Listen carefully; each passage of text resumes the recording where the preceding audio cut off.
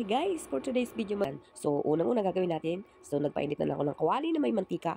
Maglalagay tayo ng luya. Yan ang una natin ilalagay. Gigisahin natin hanggang sa mabango na. At kapag siya ay mabango na, ilalagay na natin yung ating sibuyas at saka bawang. Magkasabay na yan.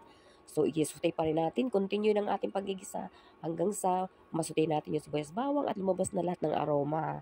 Ayan. Tapos, lalagyan natin yan ng kamatis. So, ito yung ating kamatis. Ilalagay natin. At kapag napalambot natin yung kamatis, saka natin ilalagay ang manok. So, gisahin muna natin itong kamatis. Ayan.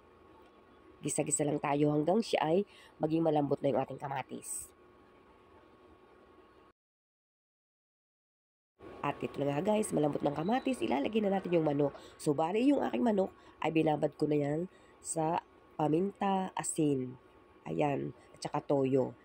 Para mas ma-absorb ng chicken yung lasa. Kasi kapag sinabawan mo na yan, mawawala na rin yung lasa ng manok. Kapag hindi mo siya tinimplahan, walang kalasa-lasa yung manok. So, iyan. Haluin natin, gigisahin natin yan hanggang sa hindi na mapula yung manok. Mapula ba ang manok? Para hanggang sa pumuti yung manok. Until it's no longer pink. Yan, mas madaling sabihin. So, tapos yan, lumabas na yung kanyang sariling sabaw. Lalagyan natin ng 2 cup ng water, 2 cups ng water. So, kung gusto mo naman, mas maraming sabaw, ay dagdagan mo pa. At siyempre, nagtimpla uli ako ng paminta at isang nor cubes, isa lang. So, ang pagtitimpla, ay depende sa'yo. Kung gusto mo mas maalat o ano, dagdagan mo lang. Walang problema. Ayan. So, napakulo ko na.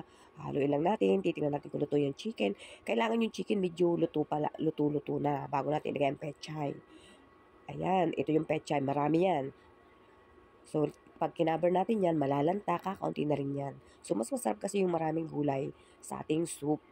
Kaya nga, chicken soup, siyempre may gulay, may sabaw, di ba? Ayan. Tapos, pag nahalo ko yan, ikakaber ko uli yan para maluto na yung ating pechay. Kasi, dito sa atin, ang pechay, matagal lutuin, medyo may katigasan. Hindi guys, sa ibang lugar na pag na-steam luto na. So, yan.